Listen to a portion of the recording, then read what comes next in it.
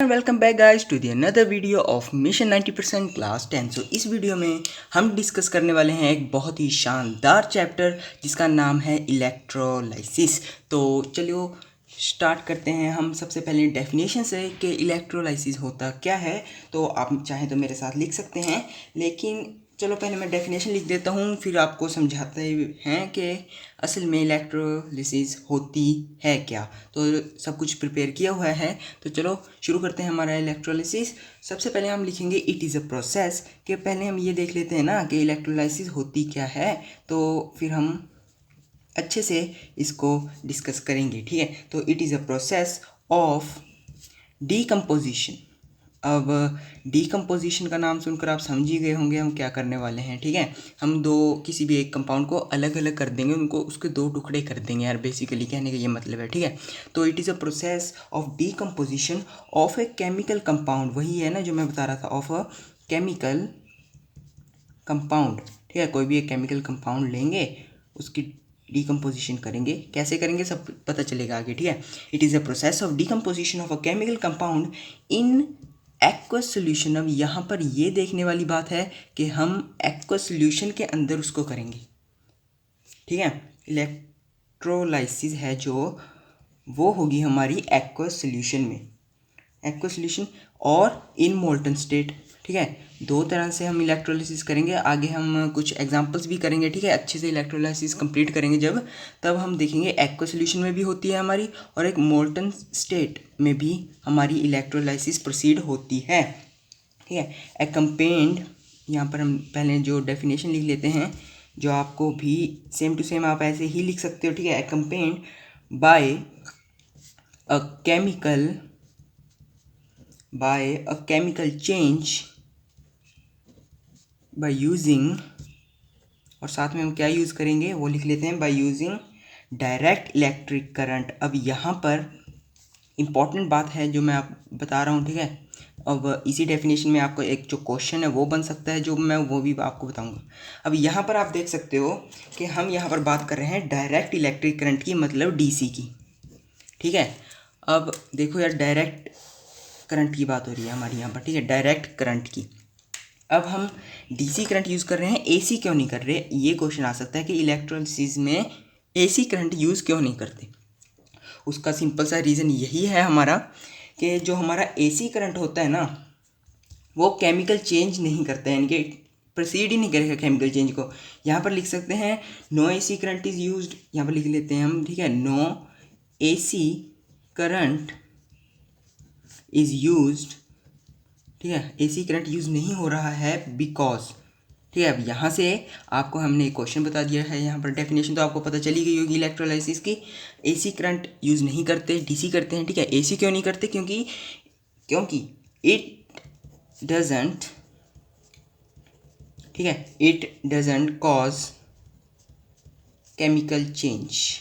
अब यहाँ से आप समझ गए कि केमिकल चेंज होता ही नहीं है एसी करंट में, क्योंकि एसी करंट यार डायरेक्ट फ्लो नहीं होता, कभी ज़्यादा कभी कम, इस तरह से उसका ग्राफ होता है, आपको पता होगा। ठीक है, लेकिन डायरेक्ट करंट एसी करंट यानी कि क्यों नहीं करता, आपको पता चल गया। ठीक है, अब एक डिफरेंस करेंगे, उसके बाद एग्जांपल्स पढ़ेंगे। ठीक है, फिर नॉन इलेक्ट्रोलाइट्स वगैरह सब समझाएंगे आपको, सब कुछ किया हुआ है हमने पहले से ही। तो चलिए अब डिफरेंस कर लेते हैं मेटेलिक कंडक्टर और इलेक्ट्रोलाइटिक कंडक्टर का। इसको करने का रीज़न ये है, क्या आप एक एवरेज स्टूडेंट की कैटेगरी से ऊपर उठकर एक 90 प्लस वाले स्टूडेंट की कैटेगरी में आना चाहते हो? I am sure you want to be. तो उसी दिक्कत को दूर करने के लिए मिशन 90% क्लास 10 ने लॉन्च किया है एक स्पेशल सिर्फ आईसीएसई क्लास 10 के स्टूडेंट्स के लिए डिजिटल हैंड रिटन नोट्स। अब इन नोट्स का फायदा क्या है? नोट्स तो हम खुद भी बना सकते हैं, राइट? बेनिफिट्स देख लो, अपने आप पता चल जाएगा। ठीक है, और हाँ, सबसे जरूरी बात, इनकी प्राइसिंग वो है 1000 रुपीज। मजाक कर रहा हूँ, सिर्फ 200 रुपए हो। डिस्क्रिप्शन और कमेंट बॉक्स में गूगल फॉर्म का लिंक दिया हुआ है, फिल करो, नोट्स लो और मजे। ठीक है, रुको एक मिनट, इसको अलग रख लेते हैं पहले। ठीक है, तो इसको करने का रीज़न हमारा सिंपल सा ये है कि इसके बाद आपको चैप्टर समझ में आने लग जाएगा। अब कहोगे समझाओगे नहीं क्या, देखो समझाएंगे, सबको समझाएंगे। मेटेलिक कंडक्टर ये एक बेसिक्स है, यानी कि ना एक नींव होती है किसी भी बिल्डिंग, तो वो ये चीज़ें हैं यार। ठीक है, बेसिकली आप समझ गए होगे तो मैं क्या कहना चाहता हूँ। तो मेटेलिक कंडक्टर और इलेक्ट्रोलाइटिक कंडक्टर कर लेते हैं हम। ठीक है, डिफरेंस इनमें। तो आप ये कह सकते हो कि फर्स्ट पॉइंट है जो आप यहाँ पर जो लिख सकते हो वो ये है कि जो हमारा फ्लो ऑफ करंट होगा, ठीक है, करंट का जो हमारा फ्लो होता है ना, जो मेटेलिक कंडक्टर में हम पहले बात कर रहे हैं, कंसिस्ट्स, ठीक है, कंसिस्ट ऑफ अ, वीडियो की स्पीड तो तेज़ कर ही रखी होगी वैसे आपने, ठीक है, consist of a single stream of electron. अब यहाँ पर आपको एक पॉइंट है जो वो इम्पॉर्टेंट, जो यानी कि वो ये है कि सिंगल स्ट्रीम ऑफ इलेक्ट्रॉन की बात कर रहे हैं, मतलब कि ये कि जैसे आपको पता है ना, करंट अब नेगेटिव से पॉजिटिव, अब फ्लो ऑफ इलेक्ट्रॉन यहाँ पर लिखा है, single stream of electron flowing from, यहाँ पर ठीक है लिख ही देते हैं हम, flowing from negative to positive. अब ये है जो इम्पोर्टेंट बात, दिस इज समथिंग इम्पॉर्टेंट, कि जो हमारा फ्लो ऑफ करंट है वो नेगेटिव से पॉजिटिव यानी कि इलेक्ट्रॉन का, ठीक है, सिंगल स्ट्रीम ऑफ इलेक्ट्रॉन है जो वो नेगेटिव से पॉजिटिव की तरफ फ्लो करते हैं मेटेलिक कंडक्टर में। लेकिन एट द सेम जो हमारा इलेक्ट्रोलाइटिक कंडक्टर है वो हमारे उसमें 2 स्ट्रीम्स होती हैं। पहले तो यार मैं यहाँ पर लिख ही देता हूँ, ठीक है, बाकी आपको सब सेम ही लिखने हैं लाइन, तो उसमें यहाँ पर सिंगल स्ट्रीम लिखी है, यहाँ पर 2 स्ट्रीम्स आ जाएंगी। पहली स्ट्रीम होगी जो 1 फ्रॉम, जो हमारी होगी पॉजिटिव से नेगेटिव, और जो सेकंड होगी वो होगी नेगेटिव से पॉजिटिव, ठीक है। तो यहाँ पर 2 स्ट्रीम्स होगी। अब आपको ये बताया जब पॉजिटिव से नेगेटिव हो तो उसको हम कैटायन कहते हैं, और जब नेगेटिव से पॉजिटिव हो तो उसे हम अनायन कहते हैं। अनायन इज़ फॉर नेगेटिव यार, ठीक है। तो ये था हमारा फर्स्ट पॉइंट। सेकंड पॉइंट जो हमारा है मेटेलिक कंडक्टर, हम ये कह सकते हैं कि मेटेलिक कंडक्टर तो मेटल ही यूज़ होंगे इसमें बेसिकली, तो वो होते हैं हमारे गुड कंडक्टर्स, किस चीज़ के, इलेक्ट्रिसिटी के, गुड कंडक्टर्स ऑफ इलेक्ट्रिसिटी। अब ये है हमारा सेकंड पॉइंट, ठीक है, जो हमारे मेटेलिक कंडक्टर होंगे उसमें मेटल होंगे ना, तो वो हमारे गुड कंडक्टर होंगे इलेक्ट्रिसिटी के, बोथ इन, यहाँ पर एक कुछ ऐड करने का पॉइंट ये है कि both in solid and liquid, ठीक है, सॉलिड और लिक्विड दोनों में ही हमारे अच्छे कंडक्टर होते हैं, गुड कंडक्टर होते हैं, इलेक्ट्रिसिटी को कंडक्ट करते हैं मेटेलिक कंडक्टर हमारे, ठीक है। और वहीं पर जो हमारे ये होते हैं इलेक्ट्रोलाइटिक कंडक्टर, इलेक्ट्रिसिटी कंडक्ट करवाते हैं ये भी, ठीक है। पहली बात तो दीज आर ऑल्सो इलेक्ट्रोलाइट्स, यहाँ पर लिखेंगे हम, ठीक है, इलेक्ट्रोलाइट्स आर गुड कंडक्टर, ठीक है। यहाँ पर भी आप यही लाइन लिखोगे कि ये भी इलेक्ट्रिसिटी करवाते हैं, गुड कंडक्टर्स ऑफ इलेक्ट्रिसिटी। लेकिन फिर इसमें चेंज है क्या, अब यहाँ पर हमने लिखा था both in solid and liquid, यहाँ पर लिखेंगे ओनली इन, ठीक है, ओनली इन एक्वस सॉल्यूशन, ऐसे लिख देते हैं हम, ठीक है, और इन मोल्टन स्टेट, और मोल्टन स्टेट, ठीक है। अब यहाँ पर हमने इलेक्ट्रोलाइसिस की डेफिनेशन पढ़ी थी, तो उसमें हमने डिस्कस की थी ये बात कि एक्वस सॉल्यूशन और मोल्टन स्टेट के बारे में, ठीक है। वही चीज़ है यहाँ पर इलेक्ट्रोलाइटिक कंडक्टर्स में, ठीक है, इलेक्ट्रोलाइसिस इलेक्ट्रोलाइटिक कंडक्टर से ही होगी ना, तो वो चीज़ है इसमें, ठीक है। थर्ड पॉइंट आप लिख सकते हो कि ये एक फिजिकल प्रोसेस होता है हमारा, बस छोटा सा पॉइंट है ये हमारा फिजिकल प्रोसेस होता है, और इसमें ये इन्वॉल्व्स, ठीक है, जो हमारा इलेक्ट्रोलाइटिक कंडक्टर है, इट इन्वॉल्व्स, क्या इन्वॉल्व करता है ये भाई, इट इन्वॉल्व्स केमिकल चेंजेस, ठीक है। मतलब कि ये है कहने का कि ये हमारा फिजिकल प्रोसेस है मेटेलिक कंडक्टर का, और उसमें कुछ केमिकल चेंजेस भी होते हैं, इसलिए वो उसमें दोनों चीज़ें आ जाती हैं, ठीक है, बेसिकली। तो फोर्थ पॉइंट आप एग्जाम्पल लिख सकते हो यहाँ पर, ठीक है, एग्जाम्पल लिख सकते हो जी, ठीक है। तो एग्जाम्पल क्या है हमारी, सी यू वायर क्या, कॉपर की वायर, ठीक है, सी यू फॉर कॉपर, पता होगा फर्स्ट चैप्टर पढ़ा है ना, है लिंक वैसे सभी का दिया हुआ है हमने, ठीक है, प्लेलिस्ट का लिंक मिल जाएगा चैनल को जब ओपन करोगे, ठीक है, आइकन क्लिक करोगे तब। कॉपर की वायर मेटेलिक कंडक्टर में, इलेक्ट्रोलाइटिक कंडक्टर में क्या होगा, कॉपर सल्फेट का सोल्यूशन। अब यहाँ पर ये क्यों लिखा है हमने यार, ऊपर पढ़ा तो था एक्वस सोल्यूशन हो या मोल्टन स्टेट हो, वही चीज़ है यहाँ पर, ठीक है, कॉपर का सोल्यूशन। आगे इलेक्ट्रोलिसिस पढ़ेंगे तब पता चल जाएगा, कुछ एग्जांपल्स पढ़ेंगे अभी, उससे पहले नॉन इलेक्ट्रोलाइट्स का आपको पता होना चाहिए, ठीक है। यहाँ पर इलेक्ट्रोलाइट्स का आपको पता चल जाएगा, यहाँ पर एग्जांपल करेंगे जब एसिड्स, बेसिस और सॉल्ट, ठीक है, वो उनमें से क्या क्या इलेक्ट्रोलाइट्स होते हैं। लेकिन जो नॉन इलेक्ट्रोलाइट्स होते हैं वो क्या होते हैं, पहले हमने यहाँ पर लिखा हुआ है वो देख लेते हैं कि compounds which neither in solution nor in molten state, ठीक है, इलेक्ट्रोलाइसिस हो रही है तो इसका मतलब ये है कि उसमें या तो वो एक्वस सोल्यूशन होगा या मोल्टन स्टेट होगा, ठीक है। लेकिन नॉन इलेक्ट्रोलाइट्स के केस में, सेकंड केस है, उसमें जो कंपाउंड होता है ना ही वो हमारा मोल्टन स्टेट में होता है और ना ही एक्वस सॉल्यूशन होता है वो, ठीक है। वो भी इलेक्ट्रिक करंट पास कर देता है, ठीक है। देखो करंट, कोई भी मेटल हो वो करंट पास कर रहा है, ठीक है। लेकिन अगर कोई मेटल एक्वा सॉल्यूशन और मोल्टन स्टेट से करता है करंट पास, ठीक है, वो कोई भी एक मेटल है वो हमारा मोल्टन स्टेट में है या फिर वो एक्वा सॉल्यूशन में है, अगर तब करंट पास कर रहा है तो वो इलेक्ट्रोलाइटिक कंडक्टर होगा हमारा, ठीक है। बेसिकली हम ये कह सकते हैं इलेक्ट्रोलाइट होगा हमारा, ठीक है। वो एज ए इलेक्ट्रोलाइट काम कर सकता है। लेकिन अगर वो कंपाउंड सॉल्यूशन में भी नहीं है और मोल्टन स्टेट में भी नहीं है और फिर भी इलेक्ट्रिक करंट पास कर रहा है तो वो चीज़ हमारी नॉन इलेक्ट्रोलाइट होगी। यही इस डेफिनेशन में लिखा हुआ है। और नीचे कुछ एग्जांपल्स दी हुई हैं, जैसे डिस्टिल्ड वाटर, ठीक है, खड़ा हुआ पानी होता है जो हमारा। उसके बाद बेंजीन, केरोसिन, ग्लूकोज, यूरिया आप देख सकते हैं यहाँ पर, ठीक है। डिस्टिल्ड वाटर, केरोसिन और ग्लूकोज इंपॉर्टेंट है यहाँ से, लेकिन एग्जाम्पल्स आपको से भी देख लेनी है एक बार, ठीक है। फिर हम एग्जाम्पल्स करेंगे अब इलेक्ट्रोलाइट्स की, वो नॉन इलेक्ट्रोलाइट्स का पार्ट था, ठीक है, अलग से। अब पिछला हमने जो चैप्टर किया था, थर्ड चैप्टर था हमारा एसिड्स, बेसिस एंड सॉल्ट्स, उसमें कुछ एग्जाम्पल्स थी, वही एग्जाम्पल्स आप यहाँ पर देख सकते हो। लेकिन अब ये चीज़ें भी इलेक्ट्रोलाइट की तरह काम करती हैं। अब कैसे? इलेक्ट्रोलाइट हमने देखा था पॉजिटिव नेगेटिव दोनों हो सकते हैं, तो दोनों तरह काम करते हैं। वो कैसे करते हैं देखो, अब जैसे HCl है पहली एग्जाम्पल हमारी, तो ये एसिड्स की है, हम ये टॉपिक है हमारा एसिड्स एज इलेक्ट्रोलाइट्स। कौन कौन से एसिड हैं जो इलेक्ट्रोलाइट्स की तरह काम करते हैं हमारे? तो सबसे पहले हमारा HCl है, देखो ये एक H पॉजिटिव का आयन बना लेता है और एक क्लोरीन नेगेटिव का, तो इस तरह से ये जो हमारा HCl है ये भी इलेक्ट्रोलाइट की तरह काम करता है।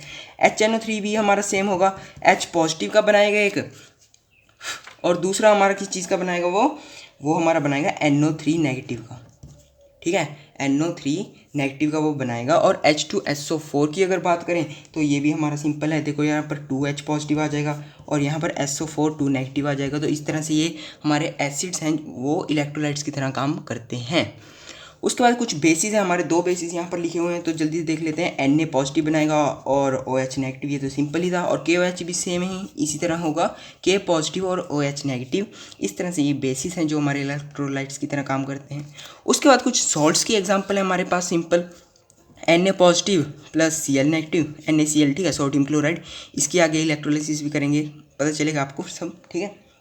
CuSO4 है जो हमारा कॉपर सल्फेट, यहाँ पर देखा था हमने सोल्यूशन, वो इलेक्ट्रोलाइट की तरह किस तरह काम करते हैं देखो। एक तो Cu2 पॉजिटिव, कॉपर का 2 पॉजिटिव और SO4 का 2 नेगेटिव, ठीक है, सिंपल है हमारा। KBr, ठीक है, पोटेशियम ब्रोमाइड, K पॉजिटिव और Br नेगेटिव। इस तरह से ये पॉजिटिव और नेगेटिव आयंस बनाते हैं। और आपको पता ही है कि कौन सा पॉजिटिव होता है और नेगेटिव कौन सा होता है। नहीं पता तो रेफरेंस ट्रिक में हम पढ़ेंगे सब, तो उससे पहले हम कुछ इलेक्ट्रोलाइट्स हम पढ़ ही रहे हैं तो देख ही लेते हैं हम इलेक्ट्रोलाइट्स होते क्या हैं बेसिकली। तो इलेक्ट्रोलाइट्स हमारे दो तरह के होते हैं, एक हमारे पास होते हैं स्ट्रॉन्ग इलेक्ट्रोलाइट और दूसरा आपको पता ही है वीक इलेक्ट्रोलाइट्स, ठीक है। सब पढ़ेंगे डिटेल में इस चैप्टर को यार, अच्छे से कवर करेंगे चैप्टर को, ठीक है, हम छोड़ने नहीं वाले कुछ भी। तो दो तरह के होते हैं, एक स्ट्रॉन्ग होते हैं एक वीक होते हैं हमारे, ठीक है। तो स्ट्रॉन्ग हमारे क्या होते हैं, सबसे पहले उसको लिख लेते हैं, ठीक है। तो इसका फर्स्ट पॉइंट लिख लेना कि जो हमारे स्ट्रॉन्ग होते हैं इलेक्ट्रोलाइट्स वो क्या करते हैं, ionise completely in aqua solution, ठीक है। एक्वा सॉल्यूशन मैं इस तरह से लिख रहा हूँ, आपको पूरा लिखना होगा, ठीक है। Ionise completely in aqua solution. और जो हमारे वीक होते हैं वो कंप्लीटली नहीं करते, लेकिन वो क्या करते हैं, आयनाइज तो वो भी होते हैं लेकिन कम होते हैं, मतलब आयनाइज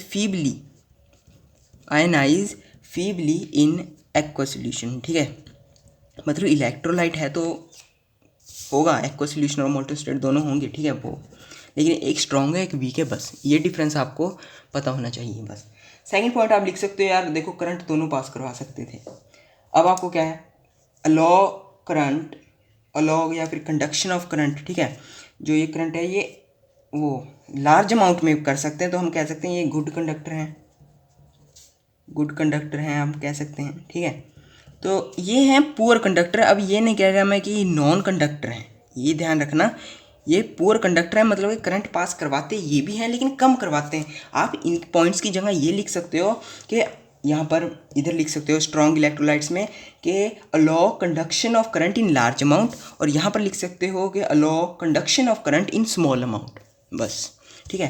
थर्ड पॉइंट जो हमारा एग्जाम्पल कर लेते हैं, ठीक है। थर्ड एग्जाम्पल क्या होगी, एक्वस सोल्यूशन ले लो यार कोई भी, ठीक है। अब यहाँ पर लिख लेते हैं aqueous solution of mineral acid लिख लो यहाँ पर, ठीक है, कुछ अलग हो जाएगा। तो मिनरल एसिड के जितने भी एक्वस सोल्यूशन है वो हमारे स्ट्रॉन्ग इलेक्ट्रोलाइट्स में आ जाते हैं, और जितने भी हमारे इधर एक्वस सोल्यूशन में ही, ठीक है, एक्वस सोल्यूशन में ही ऑर्गेनिक कंपाउंड्स हैं वो सारे वीक में आ जाते हैं, ठीक है।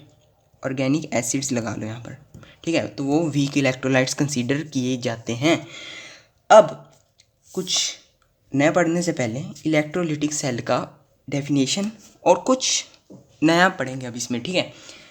तो इलेक्ट्रोलिटिक सेल होता क्या है, ये एक नॉन कंडक्टिंग वेसल होता है जिसमें इलेक्ट्रोलिसिस होती है। अगर आपको यहाँ से नहीं समझा रहा तो रफ डायग्राम यहाँ पर पोर्शन है, यहाँ से हम पढ़ेंगे, ठीक है। तो इलेक्ट्रोलिटिक सेल की एक डेफिनेशन लिखी हुई है कि एक नॉन कंडक्टिंग वेसल जिसके अंदर इलेक्ट्रोलिसिस होती है, ठीक है, in which electrolysis take place या फिर in which electrolysis is carried out is called electrolytic cell. और इट कन्वर्ट्स, अब किस देखो यार सेल है हमारा तो किसी एनर्जी को कन्वर्ट तो करेगा ही, ठीक है।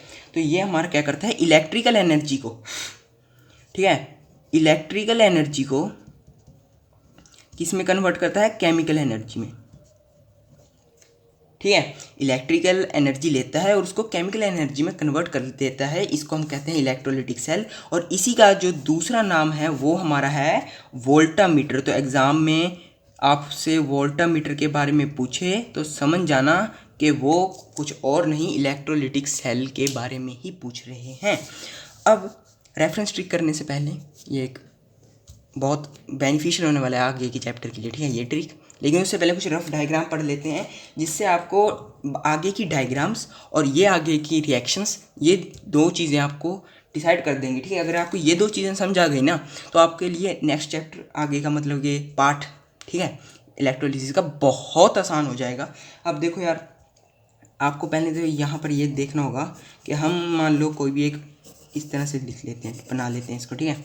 तो ऐसी एक हम वेसल लेंगे आगे की डायग्राम्स में भी, ठीक है। तो उसके अंदर हम लगाएंगे 2 इलेक्ट्रोड्स। अभी तो आपको समझ नहीं आ रहा होगा, ठीक है। पहले हम चलो डायग्राम बना लेते हैं, उसको एक वायर से कनेक्ट कर देंगे, वायर में लगा देंगे बैटरी, ठीक है, बैटरी लगा दी, और इसके अंदर सर्किट को कंप्लीट करने के लिए इलेक्ट्रोलाइट डाल देंगे।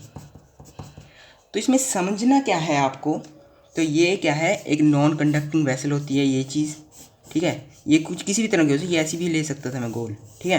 तो ये सिर्फ एक रेफरेंस के लिए है कि हम एक नॉन कंडक्टिंग वेसल जिसको हम इलेक्ट्रोलिटिक सेल भी कहेंगे, ठीक है, उसके अंदर हमने 2 इलेक्ट्रोड्स रखी, उसको वायर से कनेक्ट किया बैटरी से, और उसके अंदर कुछ एक मिक्सचर डाल दिया। अब क्या है आपको जो याद रखना है इसमें, आपको ये याद रखना है कि ये 2 चीज़ें हैं जो 2 हमारी, उनको हम कहते हैं इलेक्ट्रोड्स, ठीक है। अलग अलग एग्जाम्पल में हम अलग अलग इलेक्ट्रोड्स लेंगे तो पता चलेगा आगे आपको। तो ये हमारे इलेक्ट्रोड्स हैं, इनको हम इलेक्ट्रोड्स कहते हैं ये, ठीक है। और दूसरी चीज़ जो आपको याद करनी है वो ये कि जो हमारा यहाँ पर ये चीज़ है, ये है हमारी इलेक्ट्रोलिटिक सेल, ठीक है। ये नॉन कंडक्टिंग वेसल है, ये हमारी है इलेक्ट्रोलिटिक सेल की। और एक आखिरी चीज़ जो आपको याद रखनी है, जो हमने इसके अंदर ये मिक्सचर डाला था, ठीक है, मिक्सचर डाला था, उसको हम कहेंगे इलेक्ट्रोलाइट। अब ये इलेक्ट्रोलाइट मिक्सचर 2 कंपाउंड्स का भी हो सकता है, और ये मतलब किसी भी तरह हो सकता है, ये CuSO4 प्लस कुछ H2O लगा लो, ठीक है, वो हो सकता है, कुछ एक कंपाउंड का भी हो सकता है। बस मोटा मोटा इतना याद कर लेना कि जो ये बीच में 2 रॉड्स लगी इनको इलेक्ट्रोड कहते हैं, इसके अंदर जो हमने डाला है मिक्सचर उसको हम इलेक्ट्रोलाइट कहते हैं, और ये जिसके अंदर हम कंडक्ट करवा रहे हैं ये सारा इलेक्ट्रोलिसिस, उसको हम इलेक्ट्रोलिटिक सेल कहते हैं। अगर आपको इतनी पता चल गया ना ये 3 चीज़ें, तो आपके लिए डायग्राम्स में कोई दिक्कत नहीं होने वाली आगे की। रेफरेंस ट्रिक, अब ये रेफरेंस है PW से, ठीक है। तो आपने पढ़ा होगा ऑयल रिग के बारे में, अगर नहीं पढ़ा तो मैं बता देता हूँ आपको, ठीक है। वैसे तो आपने पढ़ा होगा ऑयल रिग। अब इसका मतलब क्या है, देखो ऑयल रिग एक बहुत मशहूर एग्जाम्पल है, ट्रिक है याद करने की, ठीक है। ऑयल रिग का मतलब क्या है, O फॉर ऑक्सीडेशन, जो हम पढ़ेंगे आगे की एग्जाम्पल्स में, इलेक्ट्रोलिसिस करेंगे जब अलग अलग कंपाउंड की। Oxidation is, I for is, L for loss of electrons, यहाँ पर आप लिख लेना, ठीक है। तो देखो यार, ऑयल मतलब oxidation is loss of electron, मतलब जहाँ भी लॉस ऑफ इलेक्ट्रॉन हो रहा है उसको ऑक्सीडेशन कहेंगे। और या फिर अगर आपको पता चले कि यहाँ पर ऑक्सीडेशन करना है तो आप समझ जाना कि उसमें लॉस ऑफ इलेक्ट्रॉन होगा। रिक का बस इसका ऑपोजिट देखो यार, आर फॉर रिडक्शन इज, और जी किसके लिए, गेन ऑफ इलेक्ट्रॉन, जहाँ पर भी गेन ऑफ इलेक्ट्रॉन हो, ठीक है, वो रिडक्शन कहेंगे हम उसको, ठीक है। नेक्स्ट जो दो हैं वो है पाव, पाव भाजी, ठीक है। पाव मतलब क्या है यहाँ पर, PAO। तो पाव मतलब यहाँ पर ये है कि P से हम लिखेंगे पॉजिटिव, A से होगा एनोड। अब ये क्या हो गया सर, एनोड तो नेगेटिव था। इलेक्ट्रोलिसिस जब करेंगे तब जो हमारा एनोड होगा वहाँ पर हमारा पॉजिटिव होगा, मतलब कि अगर ये पॉजिटिव है तो बताएंगे आगे, ठीक है। जब आप एग्जांपल्स करोगे यहाँ पर इस तरह से इलेक्ट्रोलिसिस करोगे ना, जब PbBr2 ये आगे एग्जांपल्स आएंगे आपको, तब आपको ये सब पता चल जाएगा। लेकिन फिलहाल आपको याद रखना है positive anode, O for oxidation. अब यहाँ से आप क्या कह सकते हो, ऑक्सीडेशन लॉस ऑफ इलेक्ट्रॉन है, ऑक्सीडेशन में ही हमारा कहाँ पे होगी ऑक्सीडेशन, एनोड पे होगी, ये भी आप कह सकते हो ना, ठीक है। पॉजिटिव एनोड ऑक्सीडेशन, ये तीनों रिलेट करेंगी टर्म्स। और NCR, अब इसका उल्टा कर दो बस यार, सिंपल, ठीक है। NCR उल्टा करके क्या आएगा, पॉजिटिव है तो यहाँ पर नेगेटिव आ जाएगा यार, ठीक है, negative. C for cathode, C for cathode, और R ऑक्सीडेशन था ऊपर, नीचे क्या है, रिडक्शन। ये तो दो चीज़ें पढ़ रहे हैं बस। अगर ये चार डेफिनेशंस आपके याद हो जाएं, चार डेफिनेशन का ट्रिक की है एक तरह की, चार शॉर्ट फॉर्म्स कह सकते हो आप, अगर ये आपके याद हो जाएं तो आपका ये आधा चैप्टर तो ऐसे ही कंप्लीट हो जाएगा, आगे का आपको कुछ भी दिक्कत नहीं आएगी, मतलब कहने का, ठीक है। तो रेफरेंस ट्रिक आपके याद हो गई है, इलेक्ट्रोलिसिस के बारे में आपको पता चल चुका है। तो अब हम क्या करेंगे, थ्योरी ऑफ इलेक्ट्रोलिटिक डिसोसिएशन। अभी वीडियो को पॉज करके यार एक गिलास पानी का पी लो वैसे, ठीक है। क्या आप एक एवरेज स्टूडेंट की कैटेगरी से ऊपर उठकर एक 90 प्लस वाले स्टूडेंट की कैटेगरी में आना चाहते हो? I am sure you want to be. तो उसी दिक्कत को दूर करने के लिए मिशन 90% क्लास 10 ने लॉन्च किया है एक स्पेशल सिर्फ ICSE क्लास 10 के स्टूडेंट्स के लिए डिजिटल हैंड रिटन नोट्स। अब इन नोट्स का फायदा क्या है, नोट्स तो हम खुद भी बना सकते हैं, राइट। बेनिफिट्स देख लो, अपने आप पता चल जाएगा, ठीक है। और हाँ, सबसे जरूरी बात, इनकी प्राइसिंग वो है 1000 रुपीज, मजाक कर रहा हूँ, सिर्फ 200 रुपए हो। डिस्क्रिप्शन और कमेंट बॉक्स में गूगल फॉर्म का लिंक दिया हुआ है, फिल करो, नोट्स लो और मजे हेल्प हो जाएगी। तो अब थ्योरी ऑफ इलेक्ट्रोलिटिक डिसोसिएशन में हम 2 पॉइंट्स पढ़ने वाले हैं। तो पहला है हमारा कंडक्शन इन कंपाउंड्स का, आगे भी पढ़ेंगे अभी, ठीक है। सो कंडक्शन इन कंपाउंड्स क्या है, इलेक्ट्रिसिटी की कंडक्शन देखेंगे किस कंपाउंड में किस तरह की होती है। देखो यार, कंपाउंड है तो ये 3 तरह की चीज़ें होंगी कंपाउंड में, ठीक है। पहली बात तो ये कि वो कंपाउंड जिसके अंदर अकेले आयंस हों, दूसरा वो जिसके अंदर आयंस तो हों और साथ में मॉलिक्यूल्स भी हों। अगर आप चैनल को शुरू से देख रहे हो, ठीक है, केमिस्ट्री की प्लेलिस्ट, तो इसमें आपको कोई दिक्कत नहीं आएगी वैसे, ठीक है, बता रहा हूँ। आयंस हो गए, दूसरे कंपाउंड हमारे आयन प्लस मॉलिक्यूल्स, और तीसरे होते हैं अकेले मॉलिक्यूल्स वाले, जिसमें सिर्फ मॉलिक्यूल्स होते हैं, ठीक है। अब इलेक्ट्रिसिटी कंडक्शन देखें तो आयंस वो हैं जो इलेक्ट्रिसिटी को प्रॉपरली कंडक्ट करवाते हैं। तो और आयंस प्लस मॉलिक्यूल्स लिखा है, मतलब आयंस हैं तो इलेक्ट्रिसिटी कंडक्ट कराएंगे, लेकिन मॉलिक्यूल्स की वजह से कम करवाएंगे, ठीक है। आयंस में अच्छे से इलेक्ट्रिसिटी कंडक्ट हो रही है, इसमें थोड़ी कम हो रही है, लेकिन हो जरूर रही है इलेक्ट्रिसिटी, और मॉलिक्यूल्स में नहीं होगी यार, ठीक है। डू नॉट कंडक्ट इलेक्ट्रिसिटी अगर मॉलिक्यूल्स का जाए। तो ये था हमारा conduction in compounds of electricity की कंडक्शन देखी हमने, बेसिकली थ्योरी है इलेक्ट्रोलिटिक डिसोसिएशन की, पढ़ेंगे आगे, ठीक है, सब पता चलेगा आपको। फिर अब आगे आ जाता है हमारे पास कैरेक्टरिस्टिक्स ऑफ इलेक्ट्रोलिसिस। अब इसको थोड़ा तेज़ी से करते हैं, ठीक है, चलो। तो हमारा जो फर्स्ट पॉइंट है वो है ये रहा कि cations migrate towards cathode, positive ions, और जो अनायंस होते हैं वो कहाँ माइग्रेट करेंगे, एनोड पर। अब ये आपने, अब यहाँ पर आपको देखने वाली बात तो यहाँ पर ये आ गई कि हमने यहाँ पर पढ़ा तो था कि पॉजिटिव एनोड ऑक्सीडेशन, और यहाँ पर आप कह रहे हो, ठीक है, पॉजिटिव, वो हमने पहले पढ़ा था क्या होता है यार पॉजिटिव। तो पॉजिटिव हमारे क्या थे, कैटायन थे, ठीक है।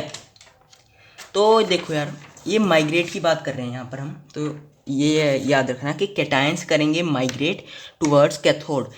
कैटायंस एनोड पर होंगे ये नहीं मैं कह रहा, या फिर इलेक्ट्रोलाइट में होंगे हमारे, लेकिन वो माइग्रेट कर जाएंगे कैथोड की तरफ, पॉजिटिव कर देंगे उसको, और इसी तरह से अनायंस हैं वो एनोड की तरफ जाएंगे और उसको नेगेटिव कर देंगे। बस ये था हमारा फर्स्ट पॉइंट। सेकंड पॉइंट हमारा है कि ये रहा कि number of electrons gained by the anode is equal to number of electron given by the cathode. अब इसका मतलब ये है कि हमने जो हमारी डायग्राम बनाई थी उसकी हेल्प होगी यहाँ पर, ठीक है। अब जितने इलेक्ट्रॉन्स हमारा कैथोड देगा उतने ही इलेक्ट्रॉन्स हमारे एनोड है जो उसके ऊपर आएंगे, ठीक है। कैथोड जितने इलेक्ट्रॉन देगा उतने ही एनोड इलेक्ट्रॉन्स लेगा, बस बीच में कुछ भी इलेक्ट्रोलाइट का कोई भी झंझट नहीं होगा, ठीक है। इलेक्ट्रॉन्स कौन देंगे? हमारे कैथोड और एनोड, बस, ठीक है। बस ये थी एक सिंपल सी बात। थर्ड पॉइंट है हमारा ये रहा कि हमारा क्या है कि only hydrogen gas and metals are liberated at cathode, यानी कि जब हम आगे इलेक्ट्रोलिसिस करेंगे तो उसमें हम ऑब्जर्वेशन देखते हैं ना जब, तो कैथोड पे ऑब्जर्वेशन यही आएगी कि या तो वहाँ पर हाइड्रोजन गैस होगी या फिर वहाँ पे कोई मेटल होगा, ठीक है। ये था हमारा थर्ड पॉइंट कि only hydrogen gas and metals are liberated at cathode, anode नहीं कैथोड, ठीक है। और हाँ, इसको हम यहाँ पर ऐड कर लेते हैं एक बात कि इन्हीं को हम इलेक्ट्रो पॉजिटिव एलिमेंट्स भी कहते हैं, ठीक है, इलेक्ट्रो पॉजिटिव एलिमेंट्स। बस ये तो थर्ड पॉइंट में। और फोर्थ पॉइंट हमारा है, थर्ड पॉइंट का ही उल्टा है बस, ठीक है, ऑपोजिट है कि only non metals are liberated at anode. अब कैथोड पे आपको मेटल या हाइड्रोजन गैस दिखेगी और जो हमारे एनोड है उस पर आपको नॉन मेटल्स दिख जाएंगे, आगे ऑब्जर्वेशन करेंगे, ठीक है। यही है थ्योरी हमारी, और इनको हम क्या कहेंगे? इलेक्ट्रो नेगेटिव एलिमेंट्स, ठीक है। बस ये थे हमारे 4 पॉइंट्स। उम्मीद है आपको समझ में आ गए होंगे हमने क्या क्या पढ़ा। पहले हमने पढ़ा कि कैटायंस और अनायंस के बारे में, कहाँ पर माइग्रेट करते हैं, ठीक है, कैटायंस कैथोड पे, अनायंस एनोड पे।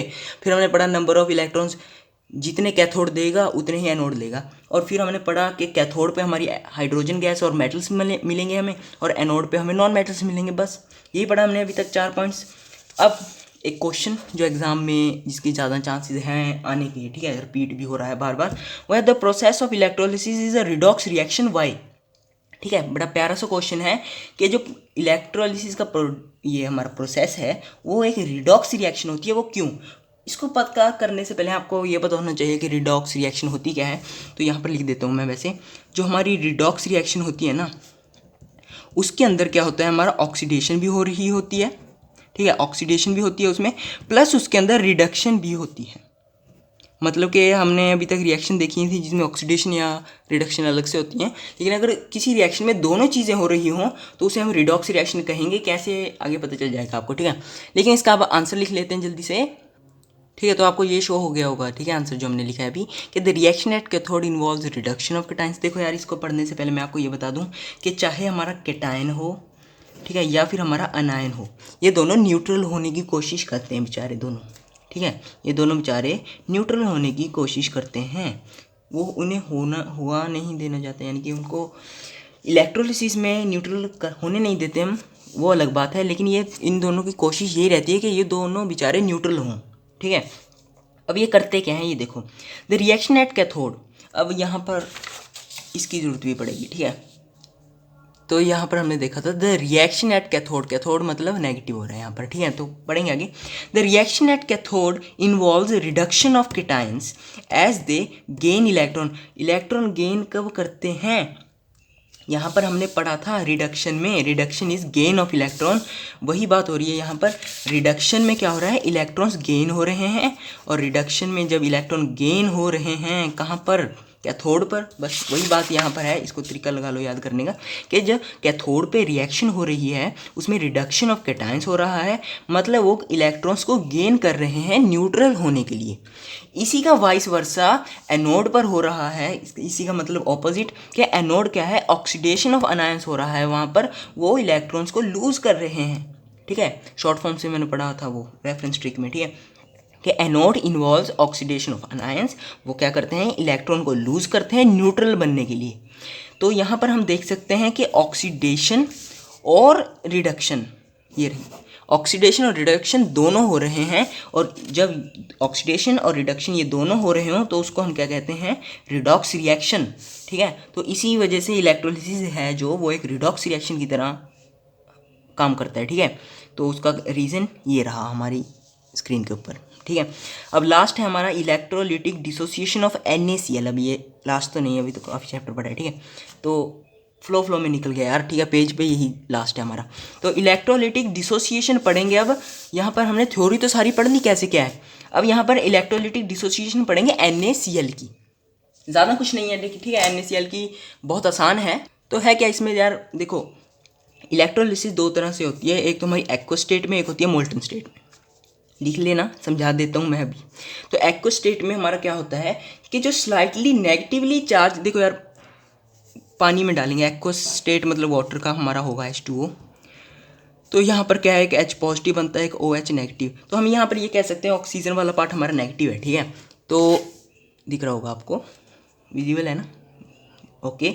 सो क्या है हमारा, जो हमारा नेगेटिवली चार्ज ऑक्सीजन एटम होता है ना, पोलर वाटर है हमारे, ठीक है, ये पोलर है। तो अगर पोलर नॉन पोलर का नहीं पढ़ा तो आप चैप्टर 2 देख सकते हो यार, केमिकल कंपाउंड्स, उसमें बताया था, ठीक है। तो क्या है हमारा कि जो हमारा slightly negatively charge oxygen atom है पोलर वाटर मॉलिक्यूल पे, वो क्या करता है, एक फोर्स को एक्सर्ट करता है किस पर, देखो यार एक ऑक्सीजन है जो हमारा नेगेटिवली चार्ज, ये फोर्स लगाता है, बेसिकली ये है कहने का मतलब, वो फोर्स लगाता है किस पर, सोडियम के पॉजिटिवली चार्ज एटम पर। यहाँ पर NaCl की बात कर रहे हैं हम, ठीक है। इलेक्ट्रोलिटिक डिसोसिएशन किसकी पढ़ रहे हैं, NaCl की। और हमें पता है कि Na पॉजिटिव होता है और Cl हमारा नेगेटिव होता है, क्लोरीन, ठीक है। वही है कि जो हमारा, और हमारे पास एक वाटर की बात कर रहे हैं हम, जिसमें हम ये रहे हमारा H पॉजिटिव और OH नेगेटिव। तो यहाँ पर ये नेगेटिव वाला पॉजिटिव पे फोर्स लगा रहा है और ये पॉजिटिव वाला नेगेटिव। उम्मीद है आपको यहाँ से वैसे बेटर समझ में आ गया होगा। बस कहने का मतलब ये है कि जो slightly negatively charge oxygen atom है वो एक पुल लगाता है, वो एक फोर्स लगाता है पॉजिटिवली चार्ज सोडियम पर, और इसी का उल्टा slightly positively charge hydrogen atom है जो हमारा, वो फोर्स लगाता है, वो एक पुल एक्सर्ट करता है, किस पर करता है, नेगेटिवली चार्ज क्लोरीन पर। यही था एक्वस स्टेट में। बस मोल्टन स्टेट में हमारा आसान है यार, मोल्टन स्टेट बस मतलब वही है, मोल्टन टेम्परेचर बढ़ा दिया हमने, ठीक है। जैसे ही टेम्परेचर बढ़ा और उस टेम्परेचर पर पहुंच गया जब हमारा जो ये सॉलिड है, ठीक है, वो मेल्ट होना स्टार्ट हो गया, सॉलिड मेल्ट्स, टेम्परेचर बढ़ाते गए सॉलिड हो गया मेल्ट। उसने क्या किया, NaCl के बीच का जो बॉन्ड था, टेम्परेचर बढ़ाते गए ये जो हमारा बॉन्ड था ना, ये हो गया वीक, ये हमारा जो बॉन्ड था ये हमारा वीक हो गया, ठीक है। और जब ये हमारा बॉन्ड वीक हो गया पार्टिकल्स के बिटवीन में, तो उसके आयंस बन गए, Na पॉजिटिव अलग हो गया और एक Cl नेगेटिव था, ये अलग हो गया। बस यही था हमारा इलेक्ट्रोलिटिक डिसोसिएशन। तो वीडियो यार 30 मिनट से ऊपर पहुंच चुकी है वैसे, रिएक्टिविटी सीरीज़, और आगे का जो हमारे इलेक्ट्रोलिसिस की एग्जांपल्स हैं कुछ, वो हम नेक्स्ट पार्ट में डिस्कस करेंगे यार। तो उम्मीद है अब तक जितना करवाया आपको समझ में आ गया होगा, नोट्स बना लिए होंगे, अगर नहीं बनाए तो ऐड देख लेना, अब आएगी वीडियो में, ठीक है। बस इतना ही था वीडियो में। तो नेक्स्ट पार्ट का लिंक डिस्क्रिप्शन में मिल जाएगा आपको, और कमेंट में पिन कर देंगे यार, देखेंगे, ठीक है। Thanks for watching, thank you. और ये ऐड देख लेना अब। क्या आप एक एवरेज स्टूडेंट की कैटेगरी से ऊपर उठकर एक 90+ वाले स्टूडेंट की कैटेगरी में आना चाहते हो? I am sure you want to be. तो उसी दिक्कत को दूर करने के लिए मिशन 90% क्लास 10 ने लॉन्च किया है एक स्पेशल सिर्फ ICSE क्लास 10 के स्टूडेंट्स के लिए डिजिटल हैंड रिटन नोट्स। अब इन नोट्स का फायदा क्या है? नोट्स तो हम खुद भी बना सकते हैं, राइट? बेनिफिट्स देख लो, अपने आप पता चल जाएगा, ठीक है। और हाँ, सबसे जरूरी बात, इनकी प्राइसिंग वो है 1000 रुपीज। मजाक कर रहा हूँ, सिर्फ 200 रुपए। डिस्क्रिप्शन और कमेंट बॉक्स में गूगल फॉर्म का लिंक दिया हुआ है, फिल करो, नोट्स लो और मजे